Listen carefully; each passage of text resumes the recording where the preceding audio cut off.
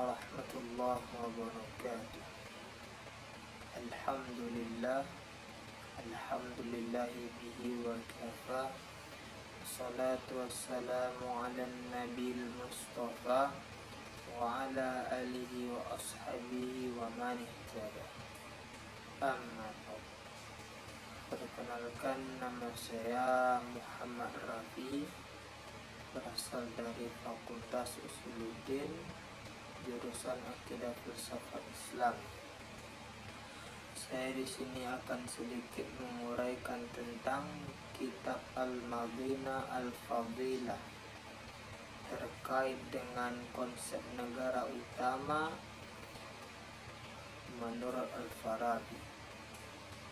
Sebagai tugas mata kuliah studi naskah filsafat oleh dosen pengampu Ustadz Iskandar Arnan. Semoga Ustadz diberikan kesehatan dan lindungan oleh Allah Subhanahu wa Ta'ala. Amin ya rabbal alamin.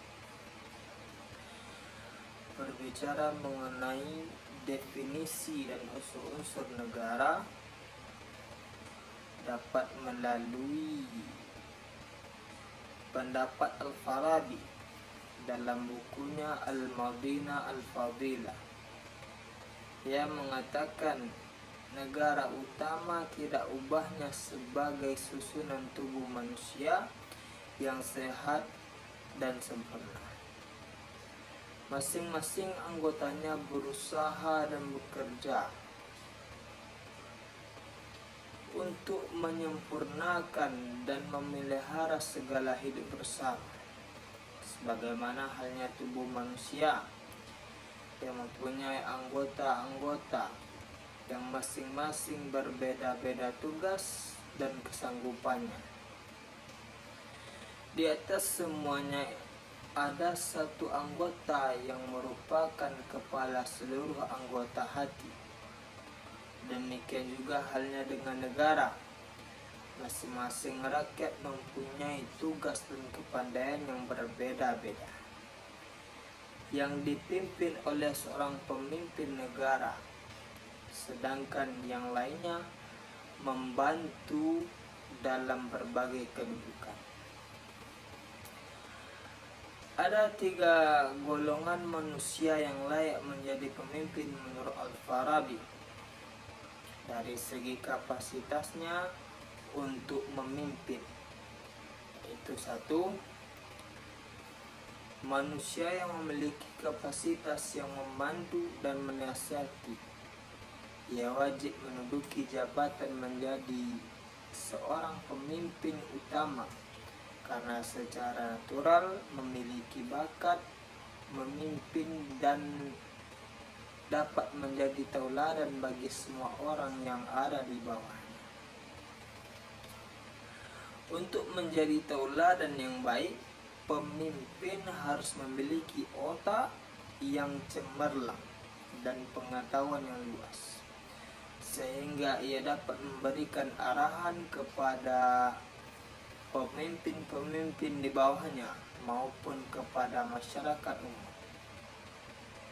2, manusia yang berperan sebagai penguasa subordinat. Mereka selain memiliki ilmu-ilmu teoritis yang spesifik, juga memiliki keyakinan terhadap kebenaran dari apa yang diajarkan pemimpin di atasnya dan mengajarkannya kepada orang lain. 3, manusia yang dikuasai sepenuhnya atau tanpa kualifikasi. Mereka yang memiliki kemampuan teoritis dan kekuatan yang amat terbatas.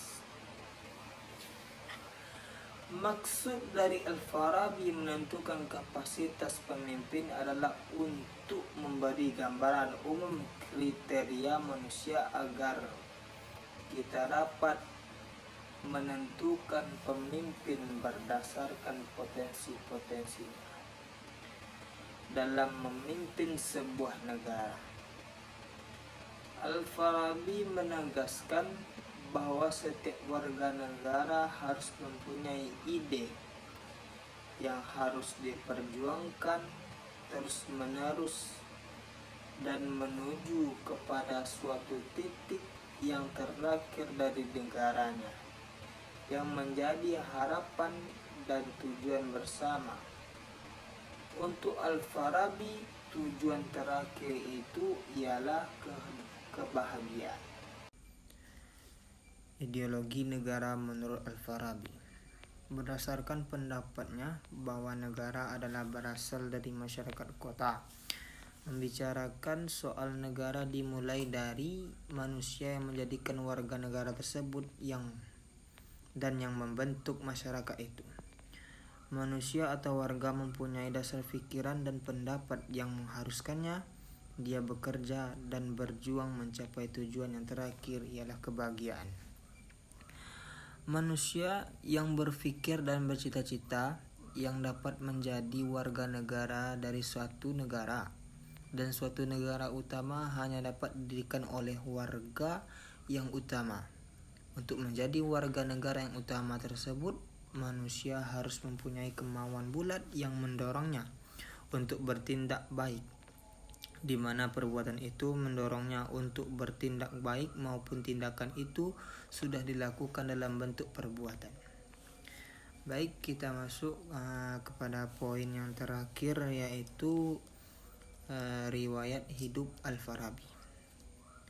Riwayat hidup Al-Farabi yang memiliki nama lengkap Abu Nasir Muhammad bin Tarjan dan memiliki nama panggilan Al-Farabi. Nama panggilan ini berasal dari desa tempat kelahirannya, yaitu di Farab, yang sekarang bernama Otrar dalam daerah Traksosania, Turkistan. Lahir pada 260 Hijriah atau sama dengan 870 Masehi dari turunan Turki. Ayahnya seorang ofisir rendahan bangsa Persia dalam tentara Turki, sedangkan ibunya berasal dari desa di Turki. Al-Farabi hidup di tengah kegoncangan yang dahsyat dari masyarakat dan politik negara Islam, dan wafat pada tahun 339 Hijriah sampai 950 atau sama dengan 950 Masehi di Halab, Aleppo. Al-Farabi dikenal sebagai guru kedua setelah Aristoteles karena kemampuannya yang dalam memahami Aristoteles, yang dikenal sebagai guru pertama dalam kajian ilmu filsafat. Dia adalah filsuf Islam pertama yang berupaya menyelaraskan filsafat politik Yunani klasik dengan Islam serta berupaya membuatnya bisa dimengerti dalam konteks agama dan wahyu. Sekian yang dapat saya sampaikan.